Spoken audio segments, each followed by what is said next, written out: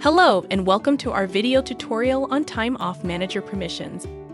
To edit someone's permissions, click on the permission bubbles at the top. For this example, I want to remove access to the Time Off feature for Pamela Guerrero and make sure that admins cannot permit other admins to access the Time Off feature. To do so, I'll disable the first toggle, which automatically gives all admins permissions to Time Off. Then I'll also disable the second toggle.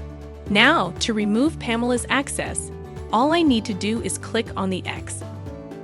Pay attention that I can also set permissions for specific actions within Time Off. This is great for companies who wish to have more control. For instance, I have made it so Anita can no longer add and approve Time Off or manage the policies.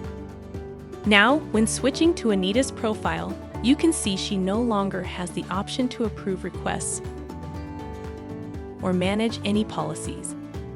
Thanks for watching.